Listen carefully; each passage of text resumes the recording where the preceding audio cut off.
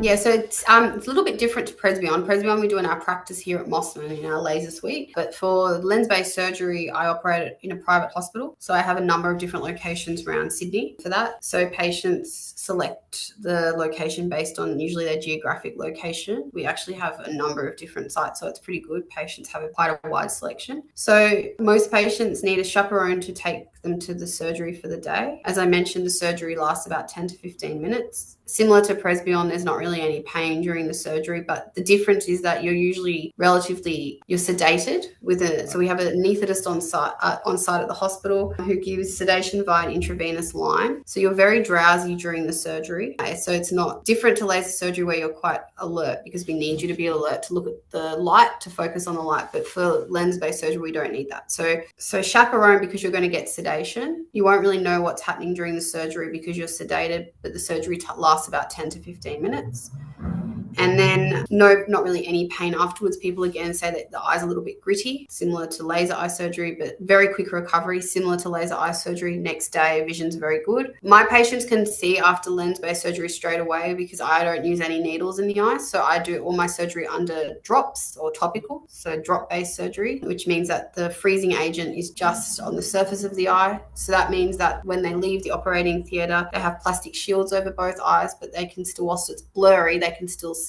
And the reason that's important is because for lots of these surgeries, I do both eyes on the same day. So for all my clear lens extraction surgery and for all my ICL surgery, I do both eyes on the same day. So then patients are able to, again, it's not clear as straight after surgery, but they can see so they're not falling over because they've had both eyes done. And then they can go home with their chaperone. They usually see us at day 1 week and 1 month in the clinic. And yeah, it's quite an easy process. We go through, our staff are here fantastic, so they go through it really in great detail with the patients. So you said you usually do both eyes for ICL or intraocular lens replacement. So for refractive lens exchange and for ICL surgery, because it's an elective procedure and it's not covered by Medicare or private health cover, most patients opt to have both eyes on the same day. And the reason for that is generally a financial reason, because if they don't do that, they'd have to pay for the private hospital twice and the anaesthetist twice. So whilst it's actually a combination of many things. There's a financial reason. There's a reason that lots of these patients are extremely busy people, like they're,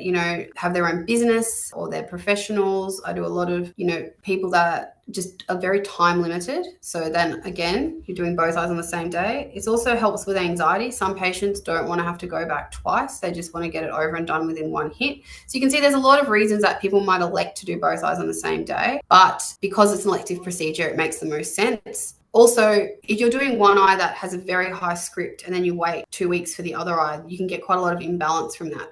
So again, for neuroadaptation and for comfort, it makes sense to do both eyes on the same day. So you're not walking around with one corrected eye and one eye that's a -9. So there's so many different reasons. At the clinic here, we're very used to doing both eyes on the same day, and that very much follows an international model. So I did my fellowship in Toronto, Canada. I did a 2-year refractive and corneal fellowship in Toronto, and it's very much the norm to do same-day surgery over there. It's huge in Europe as well. So this is not a new thing.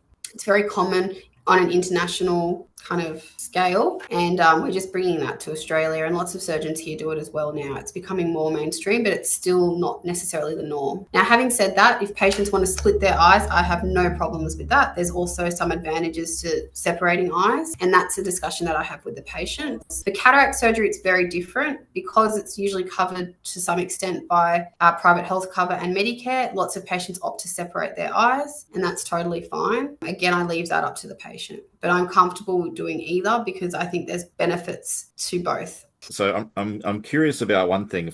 In the case of somebody who does get their eyes done at different times, and let's say cataracts, for example, somebody gets one eye treated, the other eye is untreated. How do they manage, life with like eyes that are not the same that way? I mean, they still need glasses. Lots of them are contact lens wearers, so it's quite easy because you can just put the contact in the eye that hasn't been treated. So that's easy. If they're not contact lens wearers, we usually pop the lens out of the side that's had the surgery so they can still wear their glasses. But in lots of cases, I try and do them within a short period, so only a couple of days or a week, something that's not too distressing for patients. But yeah, anisometropia, which is the difference between the two eyes, is definitely something that we talk to patients about before the operation. We let them know about that. Most patients Yeah, it's a real mix. I do so many same day cases though, where I do both eyes on the same day. I don't have too much of that, but it does happen sometimes. And in the like days and weeks after surgery, do patients need to wear like an eye patch when they go to sleep? Are there any things Just that a they need to plastic do? shield overnight for the first week. Yeah.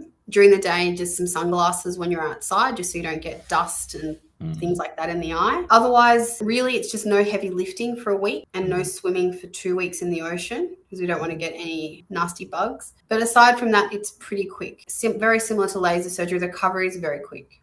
What's the idea of the night shield, by the way? It's just like laser surgery. It's just so you don't rub your eyes at night. So when we're sleeping, we don't know what we're doing. And especially when you're in REM sleep and you're really in that deep sleep, you don't know if you'll accidentally rub your eye. So it's just so you don't open up any wounds or anything like that.